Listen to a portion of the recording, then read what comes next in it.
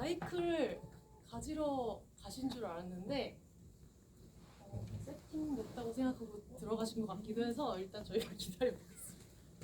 잠시만요. 오늘이 GV 마지막이래요. 거의 투어 돌듯이 엄청 길게 하셨는데 저는 오늘 진행을 맡은 비욘세 박민지 작가고요. 너무 반갑습니다. 다시 제대로 소개 드릴게요.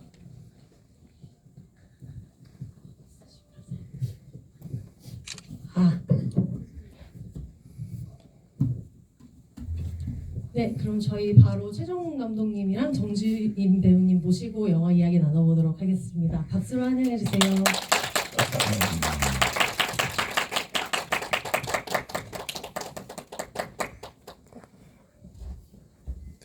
네, 인사 한 말씀씩 드리고 착석하실까요? 네. 네, 안녕하세요. 저는 내가 누워있을 때 연출한 최정문이라고 합니다.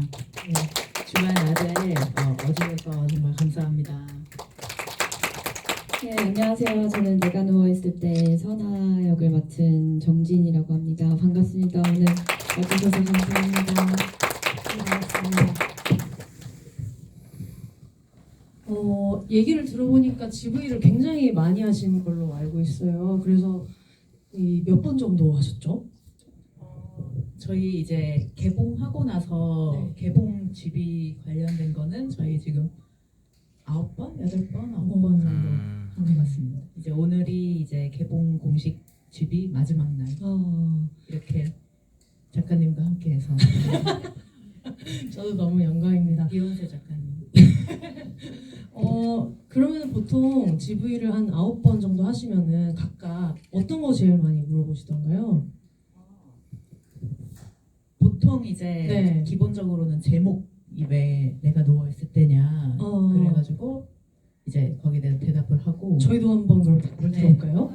자체 셀프 질문하고 셀프 대답하자면 네. 내가 누워있을 때 제목은 왜 그런가요? 했었을 때 저는 이제 이 그 대본을 쓸 때 이제 선화지수 보미를 생각하면서 잘 잤으면 좋겠다라고 생각이 들었어요. 그래서 영화를 보면은 사실은 세 명이 도통 눕지를 않는데 도통 눕는 일이 없는데 저도 이제 밤에 이제 생각이 많아져가지고 막 뒤척뒤척거릴 때도 많고 슈퍼 N이라 가지고 되게 상상을 되게 너무 많이 해서 잠을 못 이룰 때가 있어요. 근데 선화지수 보미도 약간 비슷한 이유로 어떤 불면의 시간들을 보내고 있지 않을까라는 생각을 하면서 그 하루만큼은 같이 있는 시간에는 잠시 편하게 누워 있으면 좋겠다. 그래서 누워 있을 때 이렇게 내가 누워 있을 때라고 정했어요. 사실은 윌리엄 포크너 작가님의 내가 죽어 누워 있을 때의 제목을 포크너님 몰래 좀 약간 변형해가지고 가지고 왔습니다. 네, 주로 정지인 배우님은 어떤 질문 가장 많이 받으시나요? 보통은 이제 인물에 대한 질문을 네. 많이들 하시고 그리고 현장 그 비하인드 스토리를 네. 가장 많이 궁금해 하시는 것 같아요. 배우들 간의 교류나 그런 것들에 대해서들 많이 여쭤보시더라고요. 그게 궁금하신가 봐요. 그럼 저희도 천천히 그런 거를 한번 들어보도록 하겠습니다. 혹시 오늘 오신 분들 중에서 다른 GV 왔다 하시는 분들 계신가요? 다른 있어요? 한 몇 번 정도 오셨어요? 모르는 척 하시고 들어주시는 오늘 또 처음 와주신 분들도 소중한 시간 내주셔가지고 또 마지막 GV니까 100번 답변한 걸 또 해야 된다니라는 생각이 들 수 있겠지만 또 원기옥을 끌어모아가지고 한번 해주시면 너무 감사하겠습니다. 사실 이 작품이 5년 전에 촬영이 됐다고 들었어요. 그래서 보미의 보험 증서에도 2019년까지인 걸로 봐서 올해 갱신을 안 한 이제 그런 상황이더라고요. 그래서 5년 동안 그 나오게 되는 데까지는 어떤 과정이 좀 있었는지, 그리고 5년 만에 올해 딱 나오게 된 데는 또 어떤 행운이 있었는지 한번 들어보고 싶어요.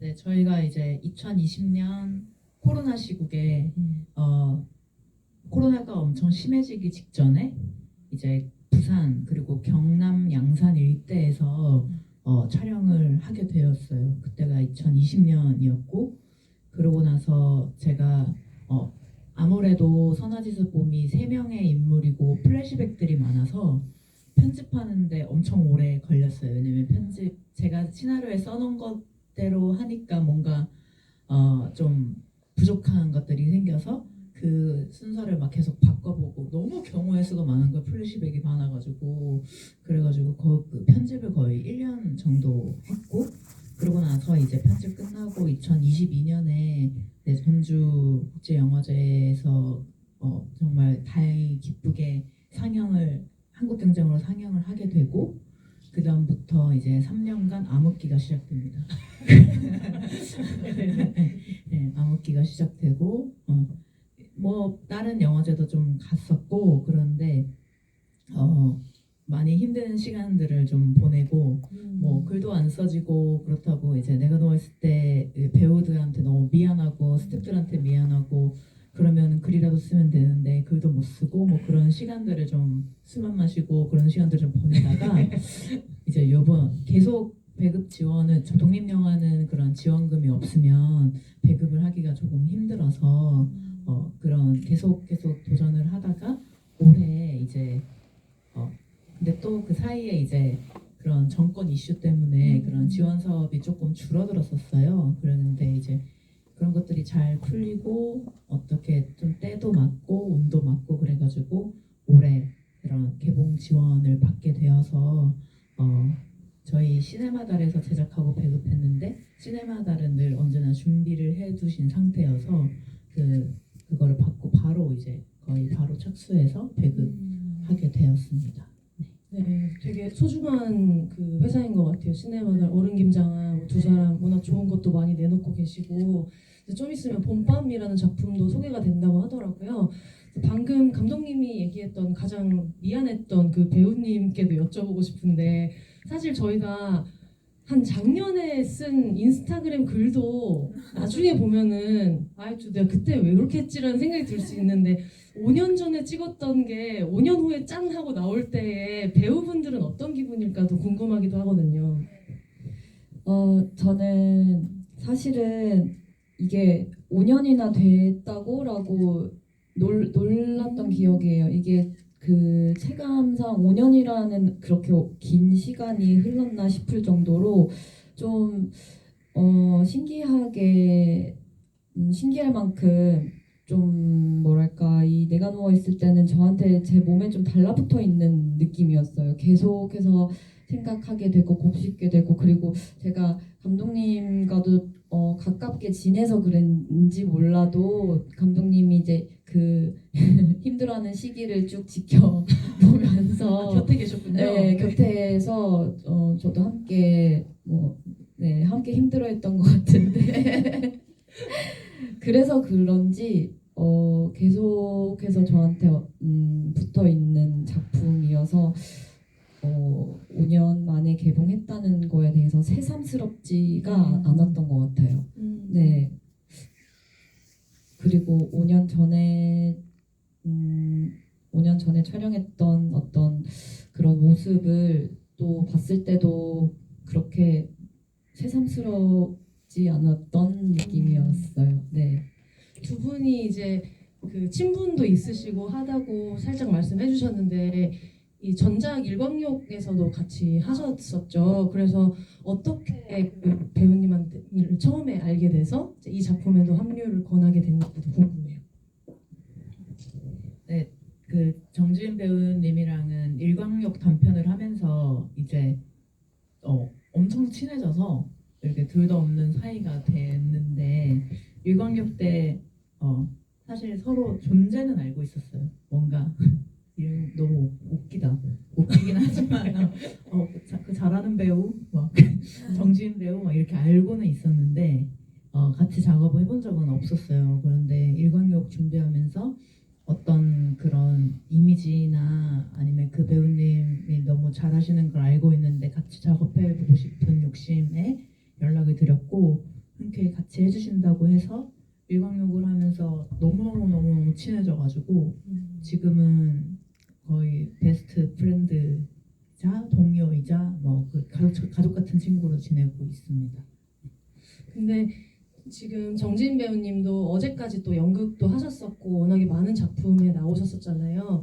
그렇다 보니까 저도 이제 프리랜서로 하도 여러 팀에서 일을 하니까 현장마다 느끼는 감정이 되게 다른데 그 감독 최정문의 현장은 어떤가요? 겪어보시기 어떠셨어요? 정문 감독님은 정문 감독님은 기본적으로 정말 사랑이 넘쳐요. 사랑이 넘치는 그 애정이 가득한 사람인데 사실은 첫인상에서는 그렇게 그런 걸 느끼지 못했어요. 조금 차갑게 저는 생각을 했었는데 굉장히 따뜻하고 사랑이 넘치고 그리고 진짜 에너지가 넘치는 친구구나라는 거를 가까이 지내면서도 느끼지만 특히 현장에서는 정말 더 많이 느끼게 되고 그리고 정문 감독님은 정말 스태프분을 잘 챙기고 그리고 배우들을 진짜 많이 사랑해주는 것 같아요. 그게 현장에서도 너무 느껴지고 그리고 친구일 때 최정문 감독님은 되게 굉장히 느린 사람이거든요. 정말 걸음도 느리고 막 하는 것도 느리고 이런데 정말 촬영장에서는 이렇게 빠를 수 있는 사람이 네, 이렇게 빠를 수 있는 사람이 평소에 왜 그렇게 느리지? 라는 생각이 들 정도로 정말 일에 관련해서는 정말 완벽하게 해내려고 하는 그런 의지가 대단한 감독이구나를 현장에서 많이 느꼈던 것 같습니다.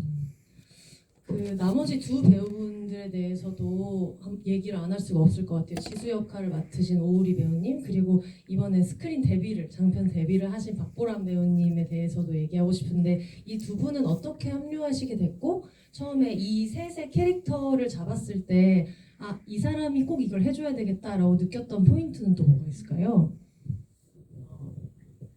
우리 지수역의 오우리 배우님은 저희 카센터 직원인 이한주 배우님 소개로 이제 처음 제가 지수역을 조금 알아보고 있는데 이런 얘기를 하니까 추천을 해주셨어요. 그래서 저는 일단은 그런 추천을 해주신 분들에 대해서 조금 뭐랄까 어떤 부담이 있어서 잘 이렇게 좀 흘낏흘낏 보는 편인데 그 지수 오우리 배우를 그 인스타그램이랑 이제 그런 단편 영화들을 보는데 눈이 너무 좋더라고요. 눈도 너무 좋고 그 지인 배우도 눈에서 안광이 나오는 배우거든요. 안광이 나오는 배우들이 몇몇 있는데 안광이 나오는 배우들이에요. 그런데 우리 배우도 눈이 크고 깊은 게 되게 단단하고 안에 뭐가 있는 것 같은 게 느낌이 빡 왔었던 것 같아요. 그래가지고 우리 배우랑 같이 미팅을 해보고 같이 하자고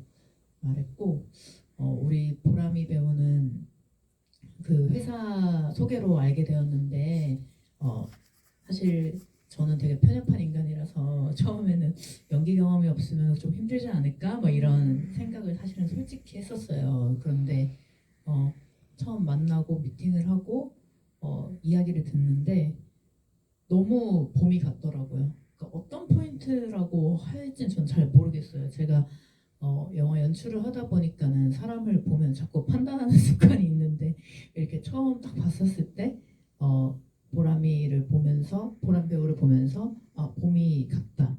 어떤 봄이의 것들을 좀 살릴 수 있겠구나. 그럼 다듬어지지 않는 것들도 너무 좋았던 것 같아요. 네, 저도 처음에 이 영화 소개를 받았을 때 일부러 아무 이름을 안 보고 한 번 봤거든요. 그래서 보면서 되게 그 슈스케 나왔다가 가수로 엄청 잘 되신 그 박보람님 닮았다라고 생각했는데 본인인 걸 알고 너무 놀랐어요. 너무 그 연기 자체가 너무 믿어지는 캐릭터였었던 것 같아요. 근데 뭐 많은 분들 알고 계시겠지만 이제 작년에 세상을 떠나셨는데 사실 저도 방송 일을 하다 보니까 어떤 특히 연예인이 세상을 떠나면 너무 그 사람의 반짝이는 그 순간이랑 작품들이 추모에 잡아먹힌다는 생각을 하거든요. 그래서 어쨌든 너무 기쁜 날이잖아요. 너무 그 장편 데뷔도 이렇게 하고 보러 와주셨고 해가지고 오늘은 보람 배우님의 반짝반짝하는 얘기들을 위주로 한번 해보면 좋을 것 같아요. 현장에서 그 사실 가수를 했던 분들 같은 경우에는 카메라를 자꾸 찾는다든가 뭐 여러 가지 그런 다른 점이 있다고 들었어가지고 연출하는 입장에서 어땠는지랑 또 이제 신인 배우를 어떻게 보면 좀 가르치면서 끌고 가야 하는 부분이 있지 않았을까 싶어서 네, 두 분 한번 답변해 주시겠어요? 맞아요. 저는 전혀 그렇게 생각을 못 했었어요. 그런 고충이 있을 거라고 생각 못 했는데 어느 날 보람 배우한테 어때? 뭐 이거 촬영하니까 어때? 라고 물어보니까 그런 게 재밌대요. 그러니까 자기가 이제 가수로서 이제 할 때는 카메라 딱 찍고 뭔가 이렇게 팍 매력 발산을 하고 그래야 되는데 영화는 카메라를 보면 안 된다라는 것이 그게 되게 재밌다고 그랬었어요. 그래서 전화 지인 배우도 이제 보람이가 반짝반짝거리는 얘기를 계속해서 조금 좀 더 오래 기억됐으면 좋겠다라고 생각을 하고 있어서 오늘 이렇게 얘기 나누는 게 너무 좋습니다. 보람이도 좋아할 것 같고. 어떻게 가르치셨나요? 지도 편달하셨는지 어떻게?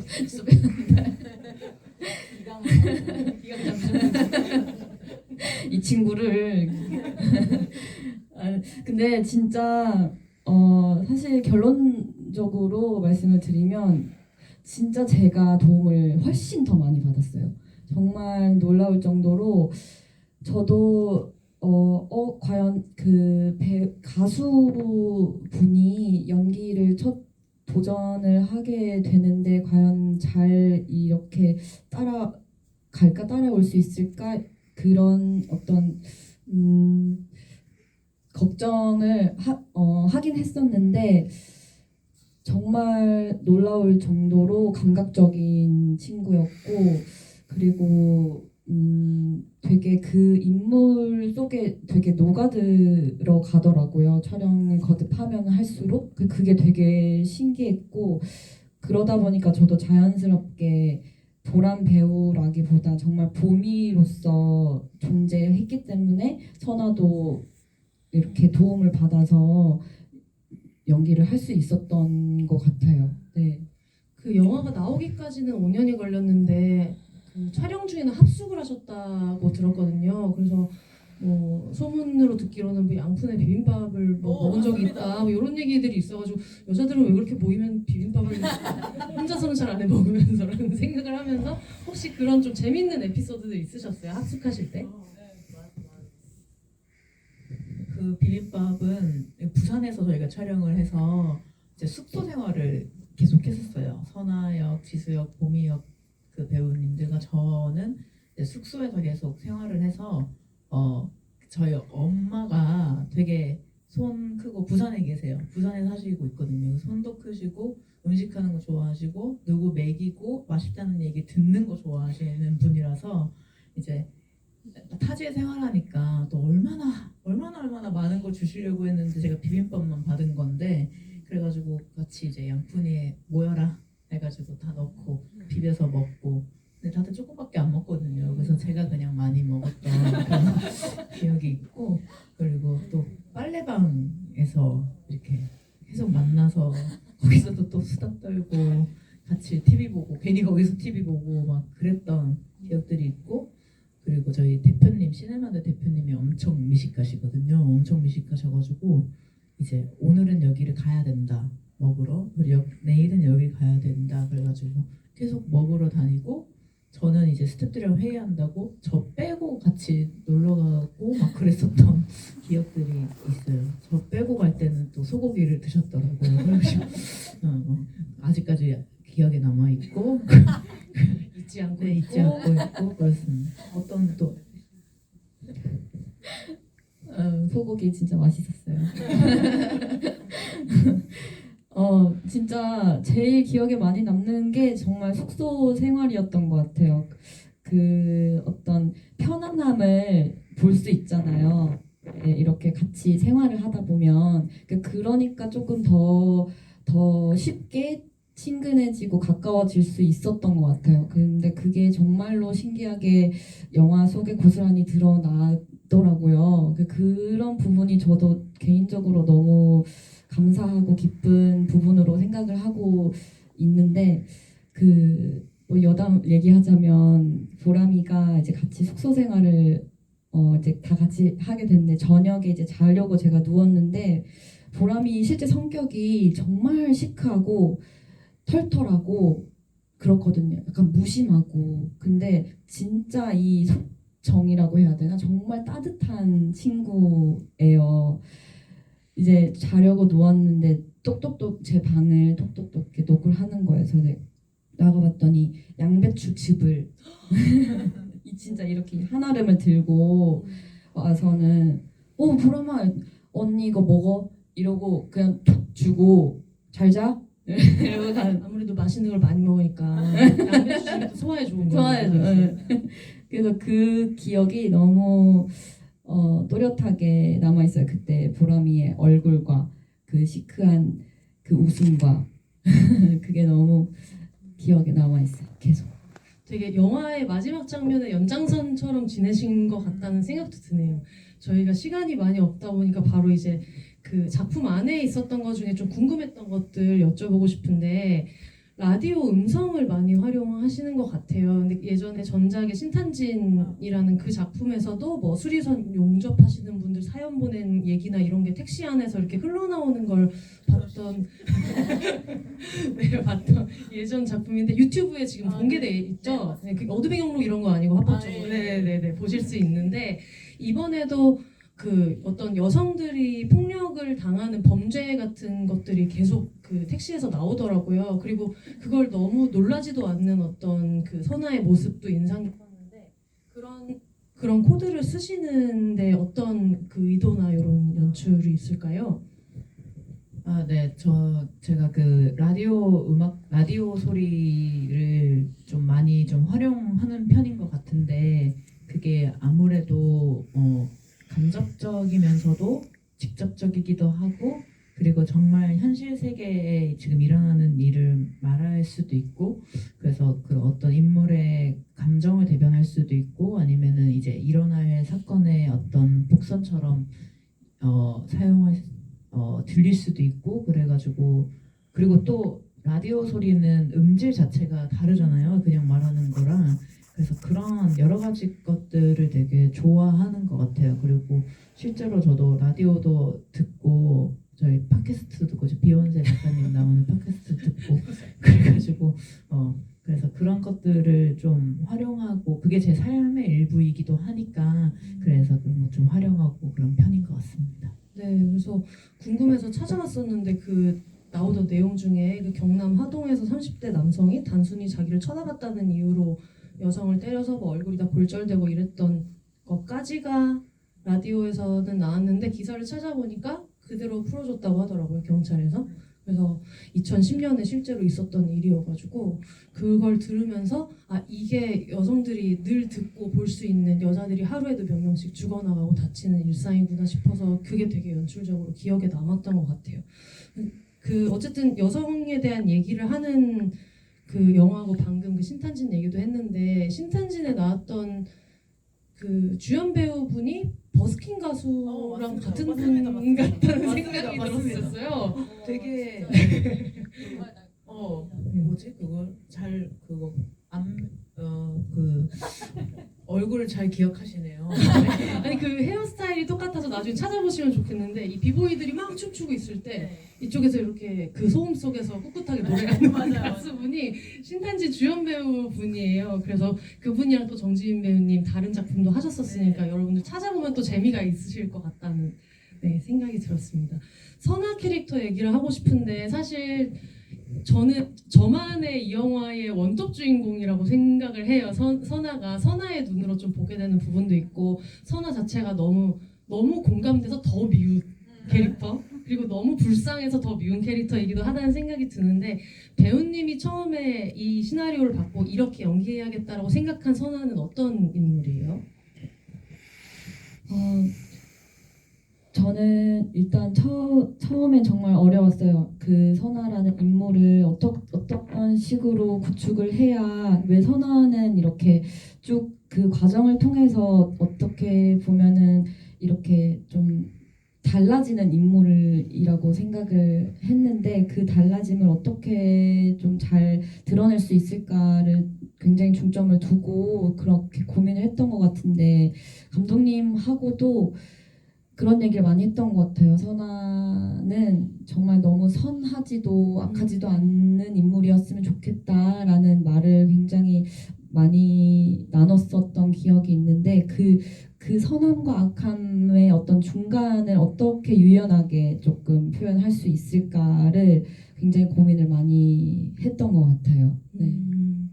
그래서 사실 저는 그 사무실 안에서의 선화 연기가 너무 어렵겠다는 생각이 들었거든요. 보는 사람도 복잡해 죽겠는데. 그래서 어떤 마음으로 연기하셨어요? 특히 그 사무실 복도를 지나가거나 사무실 안에서 일어나는 일을 연기하거나 할 때 어떤 심정이었을 거라고 생각하세요, 선화가?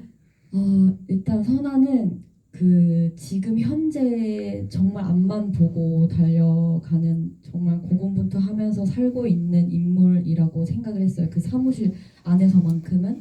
그러니까 어떻게 보면 자신을 이렇게 되돌아볼 수 있는 시간조차 허락되지 않을 만큼 그래서인지 몰라도 그 순간에 조금 집중을 하려고 했던 것 같아요. 선아가 지금 처한 상황에 대해서 더 집중을 하려고 그런 식으로 준비를 했던 것 같습니다. 저는 의상에 대해서도 감독님한테 여쭤보고 싶은 게 선아가 처음에 신입사원 때는 정말 하얀 셔츠 이렇게 입었다가 점점 이제 옆에가 트이는 하이웨이스트 스커트가 됐다가 이렇게 입고 출근하긴 하지만 가족들한테 내 커리어 우먼적인 모습을 보여줄 때는 또 바지 검은 정장에 트렌치를 입고 가잖아요. 그래서 그 의상을 고르신 게 너무 분명히 이거는 의도가 있을 것이다라는 생각이 들어서 꼭 여쭤보고 싶었거든요. 네. 시나리오에도 그런 이제 선아가 이제 사무실 장면에서는 무조건 화려한 패턴의 옷을 입고 있는 선아로 시작되었었던 것 같아요. 그리고 제가 미술을 사실은 독립영화고 제작비가 많이 없다 보니까 미술은 늘 아쉽기 마련인데 저희 내가 누워있을 때에서는 미술을 되게 많이 사실은 신경을 썼거든요. 그렇게 봐주실지는 모르겠지만 특히 인물의 색깔 같은 것도 되게 신경을 많이 썼어요. 그래서 선아 같은 경우에는 능소화색이랑 파란색을 생각을 했었거든요. 그래서 어쨌든 흰색의 도화지 같은 선아가 어쨌든 그런 파란색의 어떤 그런 세상에서 좀 파랗게 물들여져 있는 생각을 했는데 기본 선아가 가지고 있는 색은 능소화색이 아닐까 어떤 빨간색도 아니고 주황색도 아닌 어떤 그런 색인데 그렇게 변하지 않았을까라고 생각을 해서 자세히 보시면은 선아가 가지고 있는 뭐 액세서리나 뭐 장신구나 이런 거는 거의 이제 능소화 색인데 보통 이제 입고 나오는 옷이나 그래서 사무실 저희 다 수공업으로 막 시트지 발라 붙이고 막 그래서 다 파란색으로 만들고 그래서 과거와 지금 현재 그리고 선화 그런 것도 조금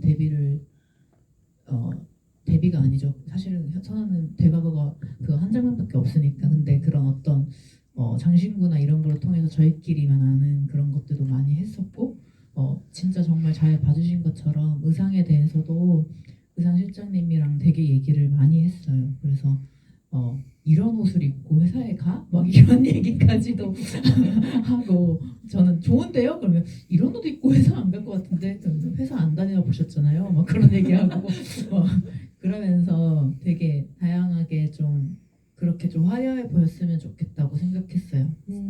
본인을 숨기느라 네. 그 선아의 서사를 얘기할 때 이제 빼놓을 수 없는 분이 그 김주원 배우님이 연기한 그 해수차장이 있지 않습니까? 항상 너 나 믿지 뭐 너 안 믿어 해서 믿어 얘기가 나올 때마다 천장에서 쟁반이 떨어졌으면 좋겠다 생각하면서 봤었는데 그분이 이제 그 쓸쓸함 한 잔 주시오 그분이죠. 그 카드 광고에서. 네. 그래서 이분이 굉장히 호칭에 집착하는 인물로 나오더라고요. 그래서 선배님 했더니 과장님이라고 해라로 시작해서 나중에 사적인 얘기하는데 공개연애 얘기하는데도 호칭이 그게 뭐야라고 해서 여기 보면 그 카센터 사장님도 사장님이라고 불러드려야지 했다가 마음에 안 드니까 바로 아가씨 이렇게 나가서 이 여기에 나오는 남성들의 호칭 사용하는 방식이 좀 인상 깊었는데 각본을 직접 쓰신 걸로 알고 있어서 이 부분은 좀 어떤 부분을 많이 신경 쓰셨어요? 네 그런 호칭 네, 그러니까는 호칭이라는 게 사실은 약속이기도 하지만 그런 뭐라고 해야죠? 권위를 그렇죠. 나타내는 위계를 위계를 보여주는 어떤 딱 그런 말들인 것 같아서 그런 식으로 내가 너보다 더 힘이 세다 나를 따르라 이런 식으로 조금 보일 수 있는 직접적으로 말할 수 있는 부분이 아닐까 싶어서 그렇게 적어봤습니다. 그래서 저는 그런 계급을 잘 몰라서 그걸 잘 몰라서 좀 공부도 많이 하고 그랬어요. 뭐 과장, 차장, 뭐 부장 내가 회사 생활을 안 해가지고 그런 공부도 막 하고 뭐 그랬었어요. 네. 그런 그 남성들이 있는 와중에 여기서 셋이 봤을 때 가장 언니 같지만 선아의 언니들이 저는 또 인상 깊었었거든요. 슈퍼 사장님도 그렇고 뭘 자꾸 먹을 거를 주시는 뭐 밥도 차려주고 뭐 호텔 사장님도 막 배 주고 포도주스 주고 막 이런 장면들이 있어가지고 그런 장면들을 좀 보면서 그 선아가 제일 진실해지는 순간도 언니들과 얘기할 때인 것 같고 해서 연기하시는 입장에서는 약간 염두에 두신 부분들이 있는지 동생들과 연기를 할 때랑 또 약간 그런 수진 언니랑 인사팀 언니랑 전화 통화를 할 때나 약간 이런 나름대로의 변화 같은 걸 생각하신 게 있는지 싶어서요. 근데 진짜 자연스럽게 동생들 앞에서는 내가 얘네를 지켜야겠다라는 마음이 진짜 자연스럽게 들었고 또 언니들 앞에서는 정말 또 자연스럽게 애기가 되더라고요. 네, 진짜 그런 경험을 맞아요. 촬영장에서도 느꼈던 것 같고 영화 속에서도 느꼈던 것 같은데 그리고 특히 그 선배님들이 정말 이렇게 울타리처럼 이렇게 턱 이렇게 계셔주셨어요. 그게 저는 너무 감사했고 정말 안정감을 느꼈던 것 같아요. 선배님들을 통해서. 저희가 여기에서 나오는 캐릭터 중에 지수 캐릭터가 있잖아요. 저희가 6월이 프라이드 먼스고 이제 어제도 키오문화 축제도 있고 그랬는데 이 캐릭터는 어떻게 생각을 하시게 됐고 전체적으로 설정할 때 가장 신경 쓴 부분은 어떤 게 있을까요? 이제 새 여성을 좀 생각하다 보니까 저랑 제일 닮아 있고 제가 그래도 쓸 수 있는 건 선아라고 생각을 했고 왜냐면 저는 영화를 잘 하고 싶고 오랫동안 하고 싶은 욕망이나 열정이 되게 큰 편이라서요. 되게 너무너무 혼자 지금 10몇 년간 짝사랑하고 있는데 그래서 선아는 그런 식으로 나왔고 지수는 전 늘 약간 그런 생각해요. 왜 남의 사랑을 뭐라고 하나 이거에 대해서 되게 원론적인 질문이 들어요. 의아해요. 되게 왜 그렇게 다름을 그렇게 물어뜯고 싶고 뭐라 하고 싶고 그러지? 라는 그런 질문 같은 것들이 저한테는 늘 있어서 지수라는 캐릭터를 만들었는데 사실은 제일 신경 썼었던 거는 그것이 너무 특별해 보이지 않았으면 좋겠다라고 생각을 했어요. 그런 설정 같은 것들이 봄이도 그렇고 지수도 그렇고 제 그냥 주변에 있는 사람 중에 한 명일 뿐인데 그게 제가 또 영화로 소재화해서 또 너무 그거를 극적으로 만들어가지고 아니 내가 너를 사랑하다니 뭐 이런 식의 그런 것들은 진짜로 좀 안 하고 싶었고 조금 더 그 삶을 조금 그냥 인간으로서의 삶, 내 친구로서의 삶을 조금 더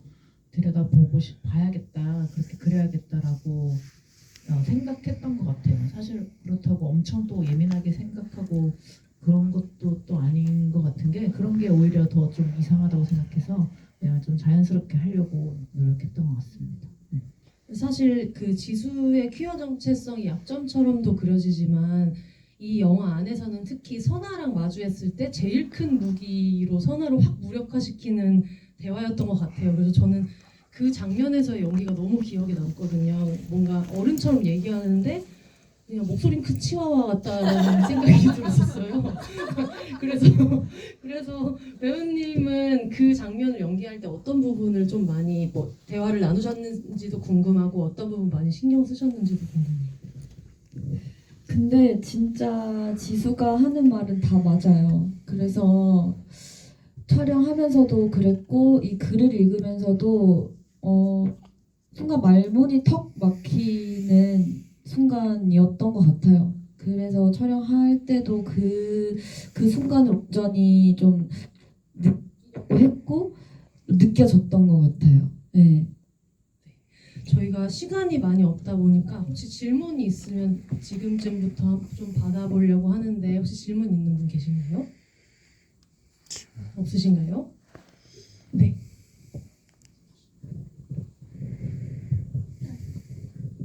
제가 영화를 세 번째 보는 거거든요. 근데 대사 중에 사투리가 나온 장면이 있는데 그게 어느 뜻인지를 잘 몰라가지고 세 번째 봐도 도대체 무슨 뜻인지 모르겠거든요. 그 장면이 그 차 견인하고 나서 슈퍼에서 그 박보람 배우가 그 이제 정진희 배우님한테 미안하다고 하니까 그 오우리 배우님이 그 사투리를 하는 장면이 나오더라고요. 그 짧게 나오는데 왜 나이를 물어보냐 무례하네. 그 장면인데 그 사투리로 나오더라고요. 사투리로 하는데 그게 그런 거 말하는 거? 아니 그거는 제가 알아듣는데 정확히 사투리도 그거 어떤 말인지 그거 제가 그거를 몰라가지고 맥주 마시고 나서 예. 나이를 왜 물어보냐. 나이는 그거는 저도 알아듣는 거죠. 예예예 그 장면은 맞는데 진짜 무례하네. 그건 아니에요. 예. 아 그리고 또 한 가지 또 여쭤볼 게 있는데요. 그 영화를 보다 보니까 초반에 그 상복 입은 가족들이랑 그리고 근조화한 그리고 보미의 사산된 아이 그리고 혹시 그 슈퍼에서 먹는 음식이 제사스 음식 맞나요? 네, 맞습니다. 아 그게 어떻게 다 의도적으로 연출하신 건지 좀 아. 여쭤보고 싶어서.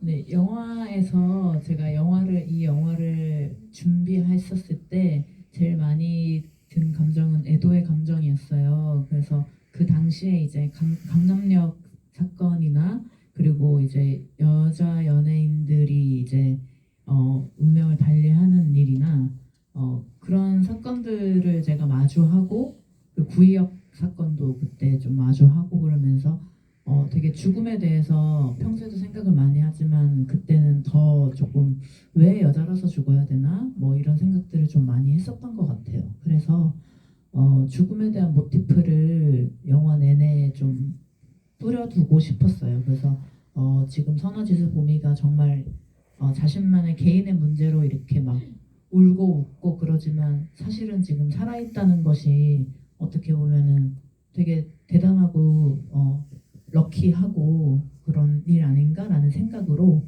죽음에 대한 모티프들을 많이 뿌려놨었는데 잘 봐주신 것처럼 그때 장례식 사람들이 그 공항에서 그 택시 너머로 지나가는 상복을 입은 사람들이나 보미가 근조 안에서 꽃을 줍는 거나 그리고 그 슈퍼 주인이 내주는 음식도 저희가 제사 음식으로 다 준비를 했었고 그리고 그 모텔 주인이 이제 뭐 배를 준다라는 것도 이제 그 제사 음식에서 빠졌던 어떤 과일 같은 것도 이제 그 채로 주는 것도 좀 생각을 했었고 보면은 되게 모티프들은 좀 많이 뿌려놨었습니다. 네. 잘 봐주셔서 감사합니다. 네, 그렇게 세팅하고 했었어요. 사투리는 생각나는 나중에. 사투리는 아 이거 네. 모았다 싶으면. 네, 알겠습니다. 혹시 다른 질문 있으세요?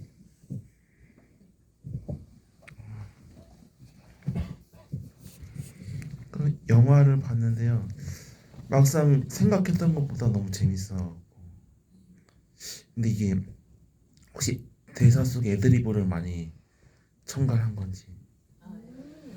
예. 솔직히 말하면 뭐 영화 자체는 그냥 편안한 영화로 생각을 했었는데 막상 보니까 너무 이렇게 재밌는 요소들이 많아갖고 그래서 좀 거기에 대해서 궁금해서.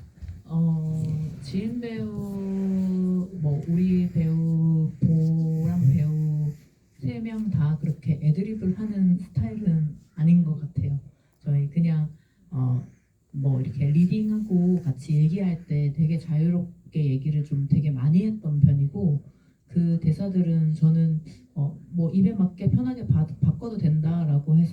사실은 다 이렇게 스스로 바꿔가면서 했고 저도 그게 뭐 딱히 걸리지가 않아서 그런 식으로 다 했었던 것 같아요. 큰 애드립은 없었던 것 같습니다. 모든 배우님들이.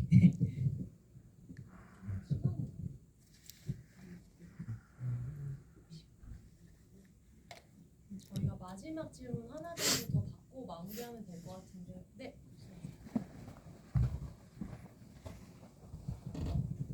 영화 잘 봤고요. 영화 잘 봤습니다. 근데 사실 저는 오늘 뭐 이렇게 계획하고 온 게 아니고 좀 시간이 남아서 아는 분이 이제 영화를 이제 보자고 해서 왔는데 개인적으로는 이제 이 독립영화라는 걸 최근에 좀 보기 시작했어요. 왜냐하면 대학교 잘 아는 사람이 아니지만 후배더라고요. 나중에 그분이 지금 독립영화 감독을 오래 했어요. 그래서 그분을 쫓아서 독립영화를 보다 보니까 묘한 그 매력이 있더라고요. 뭐냐면 이렇게 재미보다는 흥행하고는 다르게 계속 이렇게 기억에 남는 그런 영화들이에요. 오래 남아요. 그 영화들이 2년, 3년 전에 본 것들이 지금도 이렇게 남는 그런 굉장히 독특한 매력을 제가 느끼는데 감독님한테 좀 여쭤보고 싶은 게 이 흥행을 그러니까 그분하고 생각이 같은지 모르죠. 같이 이제 밥도 먹고 그러다 보면 이분은 자기는 자기만의 영화에 대한 그 자부심이 있고 자기가 찍고 싶은 대로 하고 싶은 걸 한다. 그러니까 흥행을 얘기를 안 해요. 근데 혹시 감독님도 이렇게 앞으로 계획이 흥행에 대한 그런 것보다는 어떤 작품에 대한 부분을 우선 생각하시고 영화를 만드시는지 아니면 미션 임파서블 같이 그런 영화를 꿈꾸시는 건지 그걸 좀 제가 감독님의 계획을 좀 알고 싶습니다. 저희 영화가 이제 미션 임파서블이랑 비슷한 때 개봉했는데 저 혼자 경쟁하느라고 경쟁하고 있는데 어쨌든 저는 그런 것 같아요. 어떤 뭐 사실은 저희 내가 누워 있을 때도 지금 이제 3주차 하는데 그렇게 뭐 상업 영화처럼 뭐 돈이 많아가지고 이렇게 여러 군데 막 홍보도 하고 광고도 하고 그러지 못하고 그래요. 그리고 독립 영화라는 것 자체가 상업 영화랑은 또 이제 다른 개념이라고 생각이 드는데 저는 사실은 독립 영화를 너무 사랑하고 좋아하는 입장이에요. 그래서 그 독립적인 어떤 그런 매력도 있고 뭐 내가 하고 싶은 것을 할 거야라는 것보다는 저는 어쨌든 관객이 있기 때문에 저 혼자 하고 싶은 것만 할 수는 없다고 생각하거든요. 스텝도 있고 배우도 있기 때문에. 근데 우리가 좀 팀을 이뤄서 뭔가 우리만의 어떤 멋진 걸 좀 해보자라는 게 되게 크고 저는 그게 되게 재밌고 짜릿해요. 그래서 제가 지금 사실은 이제 이걸 내가 누워있을 때를 거의 이제 마지막 집이도 하고 그러면서 생각드는 건 다음 스텝에 대해서 생각을 좀 많이 하는데 영화를 좀 많이 봐주시고 들었던 얘기도 다시 곱씹어 보면 저라는 사람은 저의 문법이 좀 있기를 원하는 사람인 것 같아요. 뭐 다른 감독님들은 어떤 단편이나 독립영화를 어떤 발돋움으로 생각하실 수도 있을 것 같아요. 하지만 저는 좀 이게 꼭 상업이냐 독립이냐를 떠나서 그냥 저의 문법으로 뭔가를 이렇게 관객분들하고 좀 만나고 좀 좋아해 주시고 좀 봐주시고 관심 가져주시는 게 훨씬 더 기쁘더라고요. 그래서 저희 영화 막 많이 봐주시는 분들도 많이 계셔가지고 되게 놀랍고 감사하고 요새 좀 그러고 있어서 다음번에는 또 어떻게 좀 어떤 걸 해야 될까 뭐 이런 생각도 많이 하고 있습니다. 네.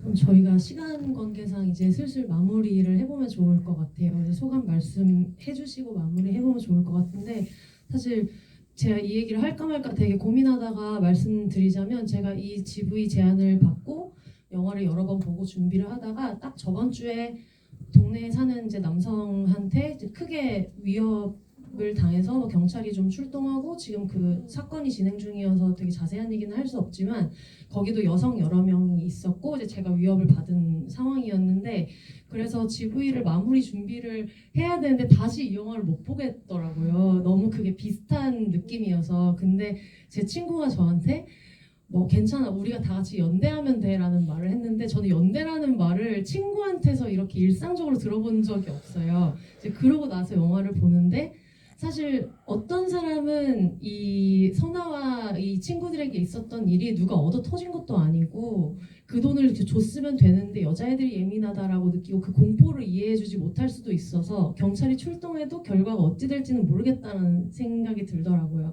근데 그 순간에 이제 저한테는 그렇지만 아무도 이 공포를 믿어주지 않을 수 있는데 여성 감독 당사자와 여성 배우들이 이걸 이렇게 섬세하게 이 공포를 굉장히 프로페셔널하게 그려냈다는 것 자체가 너무 용기가 돼가지고 어떤 정말 미친년 소리 듣기 딱 좋은 여자애들 셋이서 이 멀쩡한 사람을 미친년 만드는 세상을 하루하루 생존해가는 얘기가 아닌가 그런 생각이 들었어요. 그래서 저한테 너무 개인적으로도 타이밍상 너무 감사한 작품이어서 너무 감사하다는 말씀 드리고 싶고 많은 분들도 오늘 가셔서 소문도 많이 내주시고 하면 너무 좋을 것 같습니다. 네.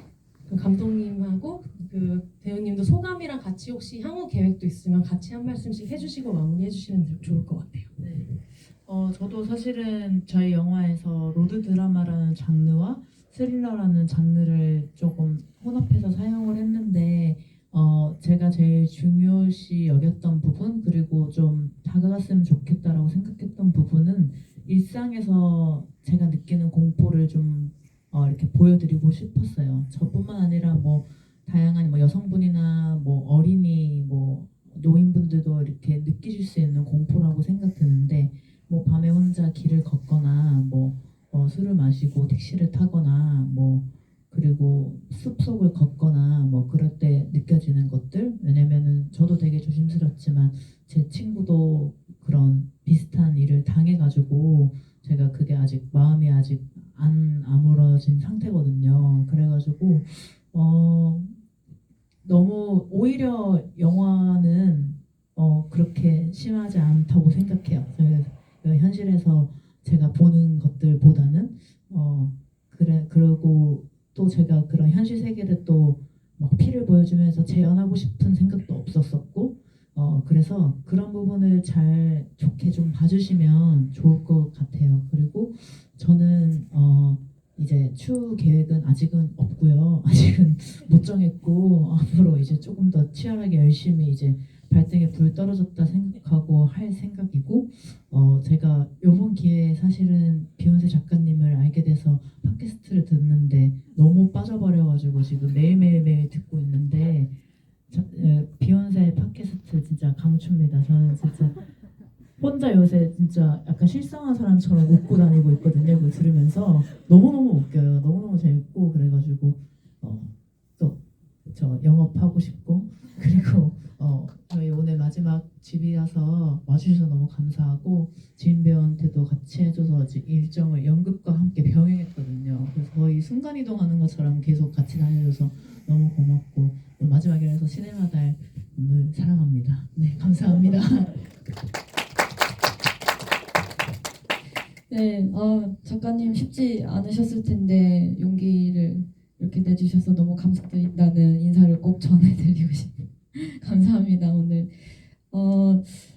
오늘 이렇게 귀한 일요일인데 이렇게 자리를 해주시고 저희 이야기까지 너무 따뜻한 눈으로 바라봐 주셔서 그리고 얘기 들어주셔서 너무 감사드려요. 제가 이 관객과의 대화를 거듭할수록 이 관객분들과 만난다는 게 정말 굉장히 소중하고 귀하고 정말 설레는 일이구나라는 걸 이거 거듭하면 할수록 느껴져요. 그리고 특히나 이렇게 아담한 공간에서의 관객과의 대화는 정말 관객분들의 눈을 볼 수가 있거든요.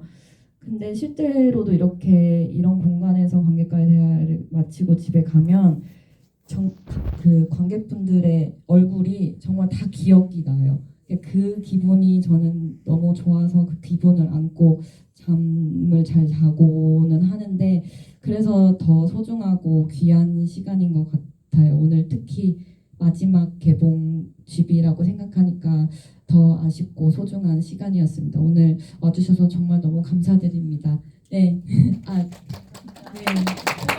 네, 수고해주신 두 분 와주신 분들 너무 감사드리고요. 제가 너무 해보고 싶었던 게 있어가지고 저희 마지막 인사로 다 같이 제가 여러분 하면 안녕히 주무세요 할 수 있을까요? 안녕히 주무세요 해주시면 될 것 같아요. 저희 셋만 해도 어쩔 수 없는데 그래도 같이 해주시면 저희가 조금 덜 무한하지 않나 이런 생각을 합니다. 해볼까요? 네. 여러분 안녕히 주무세요.